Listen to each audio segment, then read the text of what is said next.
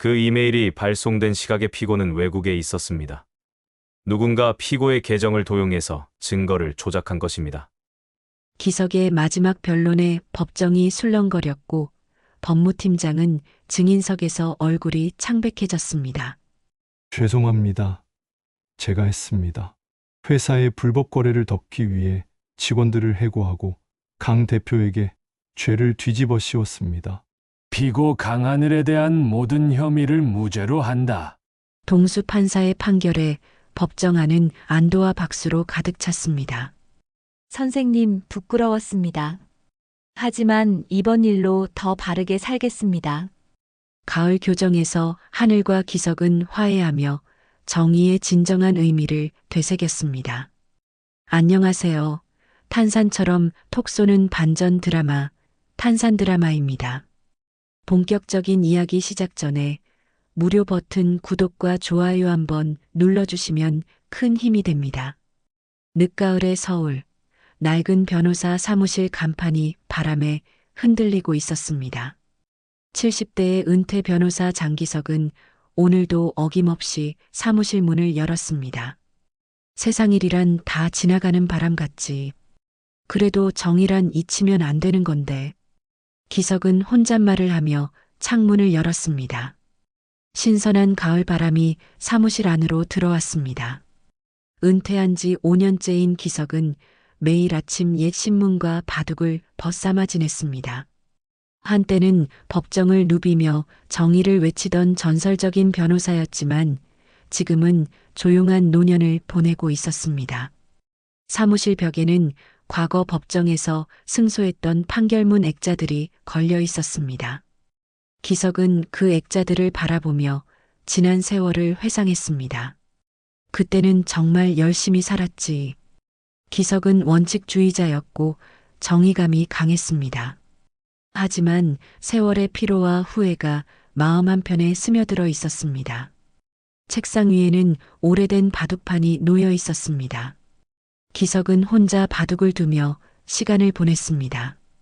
점심 무렵 동네 식당에서 간단히 식사를 마친 기석은 다시 사무실로 돌아왔습니다. 오후가 되자 낡은 소파에 앉아 신문을 읽었습니다. 요즘 세상 돌아가는 이야기들이 신문에 가득했습니다. 세상이 참 많이 변했구나. 기석은 중얼거렸습니다. 사무실 한쪽에는 오래된 사진들이 액자에 담겨 있었습니다. 젊은 시절 법정에서 변론하던 모습, 동료 변호사들과 함께 찍은 사진들이었습니다. 특히 눈에 띄는 사진이 하나 있었습니다. 중학교에서 법률 특강을 하던 날 찍은 사진이었습니다. 수십 명의 학생들 사이에서 한 소년이 유난히 빛나는 눈빛으로 기석을 바라보고 있었습니다. 하늘이, 그 아이도 이제 다 컸겠지. 기석은 사진 속 소년을 보며 미소를 지었습니다. 강하늘은 기석이 중학교 시절 가르침과 후원을 아끼지 않던 제자였습니다. 하늘은 가난한 집안 출신이었지만 총명했고 정의감이 강한 학생이었습니다. 기석은 하늘의 재능을 알아보고 장학금을 지원해 주기도 했습니다. 그 아이가 지금쯤 뭐 하고 있을까? 기석은 궁금해했습니다. 저녁이 되자 기석은 사무실 정리를 하고 집으로 향했습니다. 혼자 사는 아파트는 언제나 조용했습니다. 간단히 저녁을 먹고 텔레비전을 켰습니다. 뉴스에서는 경제 소식이 흘러나왔습니다. IT 스타트업 강하늘 대표 부당해고 논란에 휩싸여 뉴스 앵커의 목소리가 들렸습니다. 기석은 깜짝 놀라 화면을 바라봤습니다. 화면에는 정장을 입은 중년 남성이 기자들에 둘러싸여 있었습니다. 바로 강하늘이었습니다. 하늘이가. 기석은 믿을 수 없다는 표정으로 뉴스를 지켜봤습니다. 뉴스에 따르면 하늘이 운영하는 회사에서 여러 명의 직원을 부당하게 해고했다는 의혹이 제기됐습니다. 그 아이가 설마. 기석은 걱정스러운 마음으로 뉴스를 계속 시청했습니다. 다음 날 아침 기석은 일찍 일어나 사무실로 향했습니다. 밤새 하늘에 대한 걱정으로 잠을 설쳤습니다. 사무실에 도착하자마자 전화벨이 울렸습니다. 법원에서 일하는 후배 변호사였습니다. 선배님, 안녕하세요. 오랜만입니다. 그래, 무슨 일이냐? 기석은 전화를 받으며 물었습니다. 선배님, 이번에 부당해고 사건이 있는데 피고 측에서 변호사를 선임하고 싶다고 합니다. 나는 은퇴했다고 했잖나. 기석은 거절하려 했습니다. 알고 있습니다만 피고가 선배님을 꼭 뵙고 싶다고 하네요. 아, 그런데 그 대표가 강한을 씨랍니다.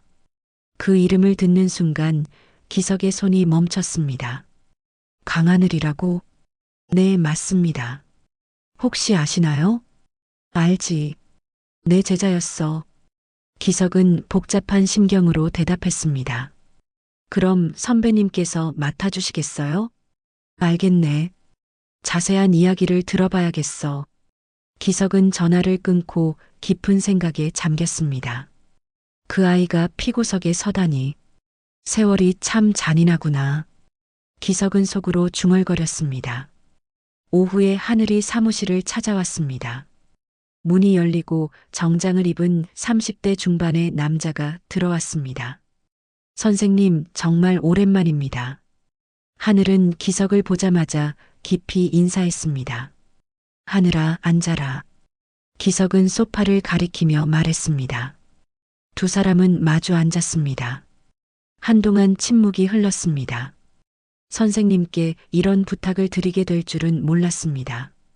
하늘의 목소리는 떨리고 있었습니다. 무슨 일인지 설명해 보거라. 기석은 차분하게 물었습니다. 하늘은 회사에서 일어난 일들을 설명하기 시작했습니다. 회사가 빠르게 성장하면서 내부 갈등이 생겼고 일부 직원들을 해고할 수밖에 없었다는 것이었습니다. 그런데 해고된 직원들이 부당해고라며 소송을 제기했습니다. 그들의 주장은 무엇이냐? 회사의 불법 거래를 막으려다 해고당했다고 주장합니다. 하늘은 고개를 숙이며 말했습니다. 사실인가? 기석의 질문에 하늘은 잠시 망설였습니다. 일부는 사실입니다. 하지만 제가 직접 지시한 것은 아닙니다. 그럼 누가 지시했나? 법무팀장이 독단적으로 처리했습니다. 하늘의 설명을 듣던 기석은 표정이 굳어졌습니다. 하늘아, 경영자는 모든 책임을 져야 해. 내가 직접 지시하지 않았어도 내 책임이야. 알고 있습니다. 그래서 더 괴롭습니다. 하늘은 고통스러운 표정을 지었습니다. 기석은 제자의 모습을 보며 안타까운 마음이 들었습니다. 하지만 동시에 실망감도 느꼈습니다. 나한테 변호를 맡기고 싶은 이유가 뭔가? 선생님은 제가 어떤 사람인지 아시잖아요. 저를 믿어주실 거라 생각했습니다. 하늘의 말에 기석은 한숨을 쉬었습니다. 하늘아, 나는 정의를 위해 평생을 살았어. 만약 내가 정말 잘못을 했다면 나도 너를 변호할 수 없어. 알고 있습니다.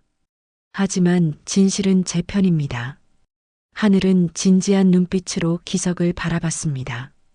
기석은 한참을 고민하다가 입을 열었습니다. 알겠다. 하지만 조건이 있어. 무엇이든 하겠습니다. 진실만 말해야 해. 나한테 거짓말하면 그 순간 나는 손을 뗀다. 약속하겠습니다. 재판 첫날이 밝았습니다. 서울중앙지방법원 앞에는 이른 아침부터 기자들이 몰려들었습니다. 기석은 정장을 차려입고 법원 계단을 올랐습니다. 5년 만에 다시 서는 법정이었습니다. 오랜만이구나. 기석은 법원 건물을 올려다보며 중얼거렸습니다. 법정 안으로 들어가자 이미 많은 사람들이 자리를 채우고 있었습니다. 방청객들과 기자들로 법정은 꽉 찼습니다. 기석은 변호인석에 앉았습니다. 잠시 후 하늘이 들어와 피고석에 앉았습니다. 두 사람의 눈이 마주쳤습니다. 하늘은 긴장한 표정이었고 기석은 차분한 모습이었습니다. 모두 기립하십시오. 법정 직원의 목소리가 울려 퍼졌습니다. 판사가 입장했습니다. 기석은 판사를 보고 깜짝 놀랐습니다. 바로 사법연수원 동기이자 오랜 친구 박동수였습니다. 동수? 기석은 속으로 중얼거렸습니다.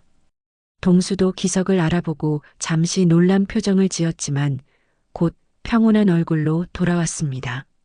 재판을 시작하겠습니다. 동수의 목소리는 엄숙했습니다.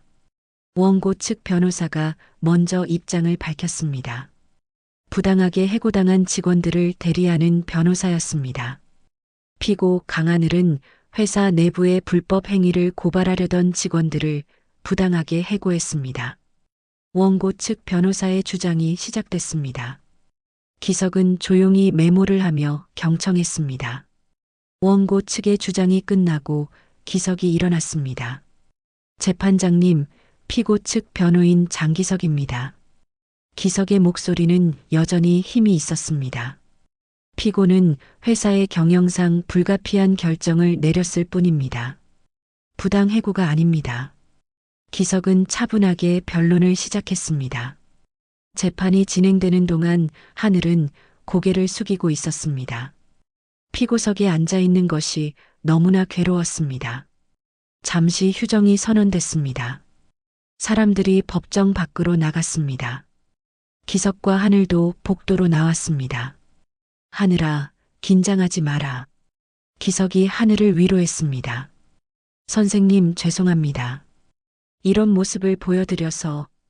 괜찮다. 진실이 밝혀질 거야. 그때 동수가 다가왔습니다. 기석, 정말 오랜만이야. 동수, 자네가 이 사건을 맡다니. 두 사람은 악수를 나눴습니다. 오늘은 판사와 변호사로 만났지만 나중에 따로 이야기하자. 그래야겠군. 기석은 고개를 끄덕였습니다. 재판이 다시 시작됐습니다. 원고 측에서 증거 자료를 제출했습니다. 회사 내부 문서와 이메일 기록들이었습니다. 하늘이 해고를 지시한 것으로 보이는 내용들이었습니다. 피고가 직접 해고를 지시한 증거입니다. 원고 측 변호사가 주장했습니다. 법정이 술렁거렸습니다. 하늘의 얼굴이 창백해졌습니다. 기석은 침착하게 증거를 검토했습니다. 뭔가 이상한 점이 있었지만 아직 확실하지 않았습니다. 재판장님, 이 증거에 대해서는 추가 검토가 필요합니다. 기석이 말했습니다. 알겠습니다. 다음 공판에서 계속하겠습니다. 동수가 판결했습니다. 재판이 끝나고 법정을 나오는 길에 하늘이 기석에게 다가왔습니다. 선생님, 저는 정말 그런 지시를 하지 않았습니다. 알고 있다. 하지만 증거가 너를 가리키고 있어. 누군가 저를 모함하는 것 같습니다. 하늘의 목소리는 절박했습니다. 이틀 후 두 번째 공판이 열렸습니다. 이번에는 증인 신문이 예정되어 있었습니다. 원고 측에서 해고된 직원 대표 한미정을 증인으로 신청했습니다. 50대 중반의 미정은 증인석에 앉았습니다. 증인은 선서하십시오. 법정 직원이 말했습니다. 미정은 떨리는 목소리로 선서를 했습니다. 원고 측 변호사가 신문을 시작했습니다. 증인께서는 강하늘 대표의 회사에서 몇 년 근무하셨습니까? 10년 정도 근무했습니다. 해고 당시 어떤 일을 하셨나요? 재무팀 차장으로 일했습니다. 미정의 대답은 차분했습니다. 해고 당시 상황을 설명해 주시겠습니까? 원고 측 변호사가 물었습니다. 저희는 회사의 불법 거래를 발견했습니다. 해외 업체와의 거래 과정에서 부당한 리베이트가 오갔습니다. 미정의 증언에 법정이 술렁거렸습니다. 그 사실을 누구에게 보고했습니까? 법무팀장에게 먼저 보고했습니다. 하지만 무시당했고 오히려 입을 다물라는 압박을 받았습니다. 그 다음은요? 저희는 강 대표님께 직접 보고하려 했습니다. 미정은 하늘을 바라보며 말했습니다. 우리는 회사의 가족 같다고 하셨잖아요. 하지만 결국 강 대표님은 우리를 배신하고 해고했습니다. 하늘은 고개를 숙였습니다. 미정의 증언을 듣는 것이 괴로웠습니다. 기석도 제자의 모습을 보며 마음이 무거워졌습니다. 증인 신문을 마치겠습니다. 원고 측 변호사가 자리에 앉았습니다. 이번에는 기석이 일어났습니다. 증인께 몇 가지 질문하겠습니다. 기석은 미정에게 다가갔습니다. 증인께서는 강 대표에게 직접 보고했다고 하셨는데 그 증거가 있습니까? 이메일로 보고했습니다. 그 이메일의 답장은 받으셨습니까? 기석의 질문에 미정은 잠시 망설였습니다. 아니요, 답장은 받지 못했습니다. 그럼 강 대표가 그 이메일을 봤다는 확실한 증거는 없는 것 아닙니까? 하지만 미정은 말을 잇지 못했습니다. 기석은 자리로 돌아가 앉았습니다. 재판이 진행될수록 하늘에게 불리한 증거들이 쌓여갔습니다. 언론은 이 사건을 대대적으로 보도했습니다. IT 스타트업 대표, 부당해고, 의혹 점점 짙어져. 텔레비전 뉴스마다 이 사건을 다뤘습니다. 하늘의 회사 주가는 폭락했습니다. 투자자들이 등을 돌리기 시작했고 직원들도 동요했습니다. 재판이 끝나고 기석은 사무실로 돌아왔습니다. 책상에 앉아 사건 자료를 다시 검토했습니다. 뭔가 이상해. 기석은 증거 자료를 면밀히 살폈습니다. 하늘이 해고를 지시했다는 이메일 기록이 있었지만 뭔가 부자연스러운 점이 있었습니다. 그날 밤 기석은 동수와 만났습니다. 조용한 술집에서 두 사람은 오랜만에 술잔을 나눴습니다. 자네가 변호사로 돌아올 줄은 몰랐네. 동수가 말했습니다. 나도 몰랐어. 하지만 제자가 부탁하니 거절할 수 없더군.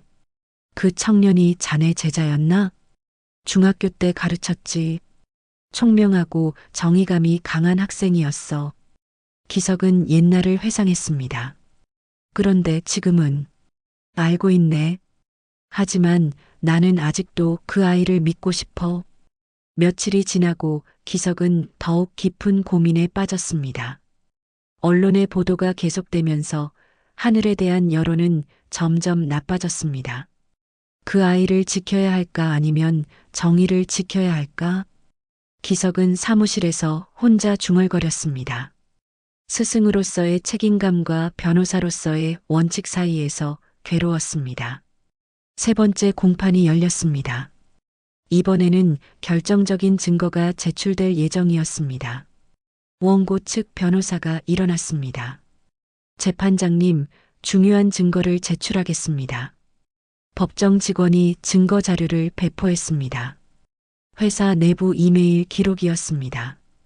이 이메일은 강하늘 대표가 법무팀장에게 직접 해고를 지시한 내용입니다. 원고 측 변호사의 설명에 법정이 술렁거렸습니다. 기석은 이메일을 꼼꼼히 읽어봤습니다. 분명 하늘의 이메일 계정에서 보낸 것으로 기록되어 있었습니다. 하늘은 망연자실한 표정으로 고개를 저었습니다. 저는 그런 이메일을 보낸 적이 없습니다. 하늘이 일어나 항변했습니다. 피고는 조용히 하십시오. 동수가 엄하게 말했습니다. 기석도 당황했습니다.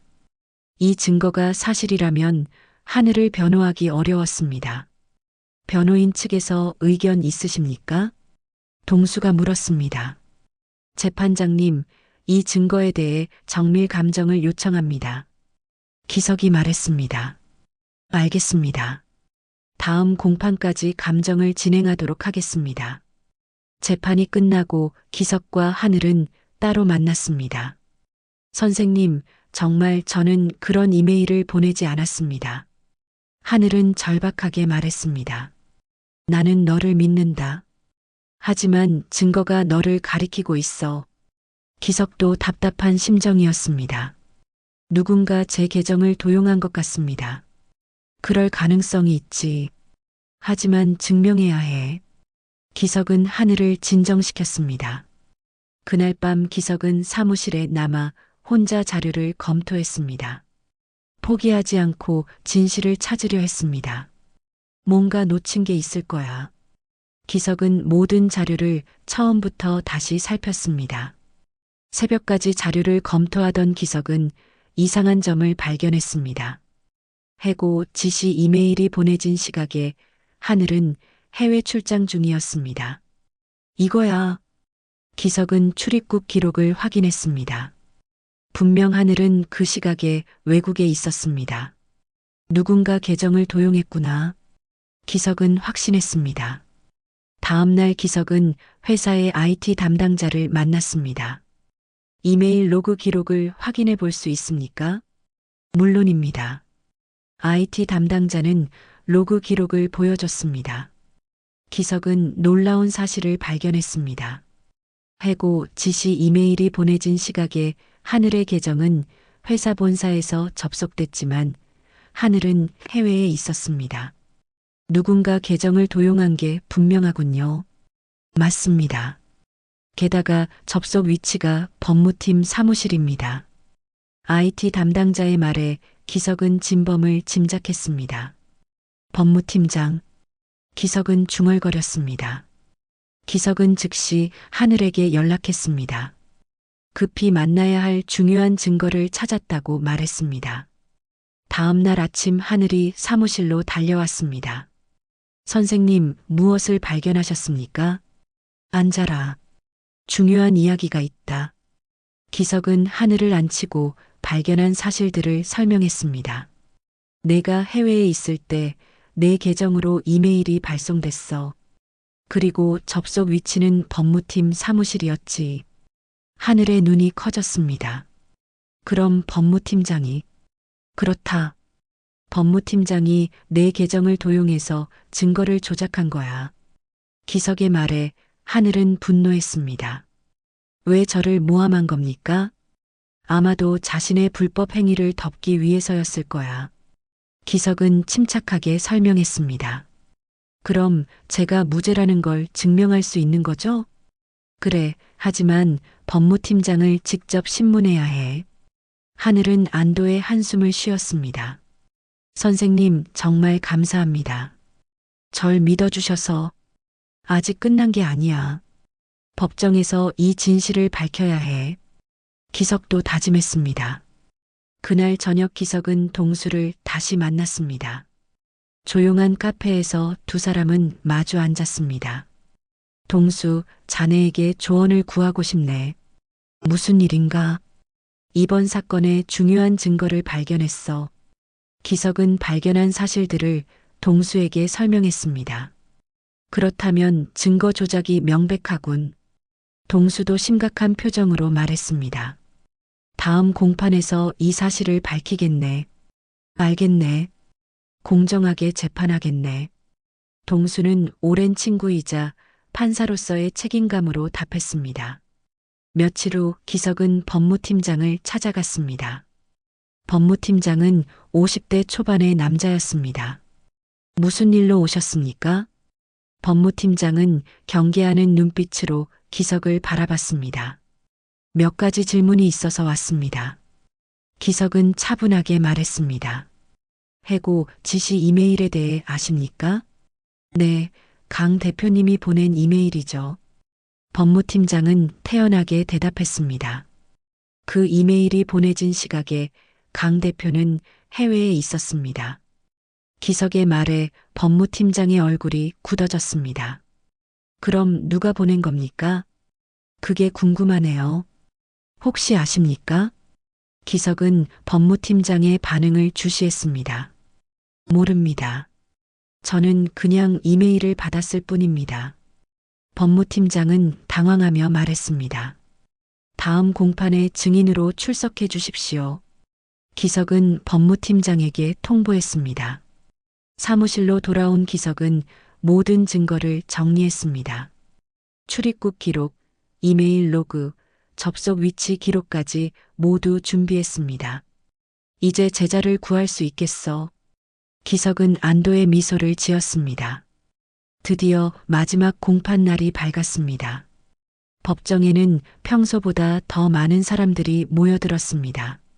기석은 일찍 법원에 도착해서 마지막 점검을 했습니다. 모든 증거를 완벽하게 준비했습니다. 하늘도 긴장한 얼굴로 법정에 들어왔습니다. 오늘이 자신의 무죄를 증명할 마지막 기회였습니다. 모두 기립하십시오. 동수 판사가 입장했습니다. 재판을 시작하겠습니다. 동수의 목소리는 엄숙했습니다. 기석이 일어났습니다. 오늘은 한치의 망설임도 없이 변론해야 했습니다. 재판장님, 변호인 측에서 새로운 증거를 제출하겠습니다. 기석은 준비한 자료들을 제출했습니다. 이것은 피고의 출입국 기록입니다. 해고 지시 이메일이 발송된 시각에 피고는 외국에 있었습니다. 법정이 술렁거렸습니다. 그리고 이것은 회사 이메일 시스템의 로그 기록입니다. 피고의 계정이 회사 본사에서 접속됐다는 기록이 있습니다. 기석의 설명에 모두가 집중했습니다. 즉, 누군가 피고의 계정을 도용해서 증거를 조작한 것입니다. 원고 측 변호사가 일어났습니다. 이해 있습니다. 이것은 추측에 불과합니다. 추측이 아닙니다. 기석은 단호하게 말했습니다.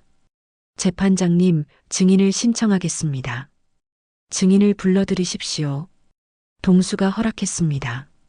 법무팀장이 증인석에 앉았습니다. 긴장한 표정이 역력했습니다. 기석이 법무팀장에게 다가갔습니다. 증인은 해고 지시 이메일을 받았다고 했습니까? 네, 그렇습니다. 그 이메일이 발송된 시각에 어디 계셨습니까? 회사에 있었습니다. 법무팀장의 대답이었습니다. 회사 어디에 계셨습니까? 제 사무실에 있었습니다. 그 시각에 피고의 계정이 법무팀 사무실에서 접속됐습니다. 설명해 주시겠습니까? 기석의 질문에 법무팀장은 말을 잇지 못했습니다. 저는 모릅니다. 정말 모르십니까? 아니면 증인께서 직접 피고의 계정을 도용한 것 아닙니까? 기석의 날카로운 질문에 법무팀장의 얼굴이 창백해졌습니다. 저는 법무팀장은 떨리는 목소리로 말했습니다. 사실대로 말하십시오. 동수가 엄하게 말했습니다. 죄송합니다. 제가 했습니다. 법무팀장이 고백했습니다. 법정이 술렁거렸습니다. 회사의 불법 거래를 덮기 위해 직원들을 해고하고 강 대표에게 죄를 뒤집어 씌웠습니다. 법무팀장의 고백에 하늘은 눈물을 흘렸습니다. 기석은 자리로 돌아와 마지막 변론을 시작했습니다. 저는 이 법정에 서기 전 한 사람의 스승으로서 무겁고도 고통스러운 밤을 보냈습니다. 기석의 목소리는 떨렸지만 힘이 있었습니다. 그러나 진실은 한 개인의 실수를 넘어 조직의 부패가 드러나야 한다는 것을 알았습니다. 하늘은 고개를 숙이고 눈물을 흘렸습니다. 동수는 잠시 침묵했습니다. 그리고 판결을 내렸습니다. 피고 강하늘에 대한 모든 혐의를 무죄로 한다. 그리고 기업의 부당한 행위에 대한 철저한 수사가 필요하다. 동수의 판결이 이어졌습니다. 법정 안은 잠시 침묵에 휩싸였다가 곧 안도와 박수가 터져나왔습니다. 하늘은 눈물을 흘리며 기석을 바라봤습니다. 기석도 제자를 향해 고개를 끄덕였습니다. 재판이 끝나고 법정 밖으로 나오자 기자들이 몰려들었습니다. 강 대표님, 소감 한 말씀 해주시죠. 하늘은 카메라 앞에 섰습니다. 진실을 밝혀주신 장기석 변호사님께 감사드립니다. 그리고 피해를 입은 직원들께 진심으로 사과드립니다. 하늘의 진심 어린 사과였습니다. 기석은 조용히 뒤에서 지켜봤습니다. 며칠 후 하늘은 회사에 복귀했습니다. 하지만 예전과는 달라진 모습이었습니다. 부당하게 해고됐던 직원들을 모두 복직시켰고 미정에게도 직접 사과했습니다. 미정 차장님, 정말 죄송했습니다. 대표님, 이제 다시 시작하면 되죠. 미정은 하늘의 사과를 받아들였습니다. 하늘은 회사 운영 방식도 바꿨습니다. 투명한 경영을 약속했고 직원들의 목소리에 귀 기울이기 시작했습니다. 어느 가을날 오후 하늘은 기석을 찾아갔습니다. 낡은 중학교 교정 앞에서 두 사람은 만났습니다. 늦가을 은행나무 잎이 바람에 흩날렸습니다. 선생님, 부끄러웠습니다. 하늘이 먼저 입을 열었습니다. 하지만 이번 일로 더 바르게 살겠습니다. 내가 내게 가르쳤던 건 지식이 아니라 양심이었지. 기석은 따뜻한 미소를 지으며 말했습니다. 늦었지만 지켜줘서 고맙다. 선생님이 계셔서 제가 다시 일어설 수 있었습니다. 하늘은 깊이 고개를 숙였습니다. 그때 동수도 다가왔습니다. 기석, 여기 있었구만. 동수, 자네도 왔나? 세 사람은 교정 벤치에 나란히 앉았습니다. 법정에선 냉정했지만 오랜 친구로서 자랑스럽네. 동수가 기석의 어깨를 두드렸습니다. 자네도 공정하게 판결해줘서 고마웠네. 기석도 웃으며 대답했습니다. 하늘은 두 어른을 바라보며 말했습니다. 선생님들 덕분에 정의가 무엇인지 다시 배웠습니다. 정의란 완벽한 게 아니야. 실수하고 넘어져도 다시 일어서는 거지. 기석의 말에 하늘은 고개를 끄덕였습니다. 세 사람은 가을 햇살 속에서 미소를 지었습니다. 따뜻한 바람이 은행나무 잎을 흩날렸습니다. 기석은 다시 정의를 믿을 수 있게 되었습니다. 50년 변호사 생활의 마지막을 제자를 구하는 것으로 마무리할 수 있었습니다. 하늘도 이번 일을 통해 진정한 리더가 무엇인지 깨달았습니다. 성공보다 중요한 것은 양심이라는 것을 배웠습니다. 며칠 후 기석은 사무실을 정리했습니다. 이제 정말 은퇴할 때가 된 것 같았습니다. 벽에 걸린 판결문 액자들을 바라보며 기석은 뿌듯한 미소를 지었습니다. 마지막까지 좋은 일을 했구나. 기석은 혼잣말을 했습니다. 창밖으로 가을 하늘이 높고 푸르렀습니다. 새로운 계절이 시작되고 있었습니다.